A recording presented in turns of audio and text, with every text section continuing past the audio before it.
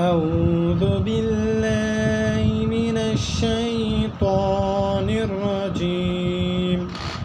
بسم الله الرحمن الرحيم. لم يكن الذين كفروا من أهل الكتاب والمشركين منفكين حتى تأتيهم البينة رسول من الله يتلو صحفا مطهرة فيها كتب قيمة وما تفرق الذين أوتوا الكتاب إلا من بعد ما جاءتهم البينة وما أمروا إلا ليعبدوا الله مخلصين له الدين حنفاء ويقيموا الصلاة ويؤتوا الزكاة وذلك دين القيمة.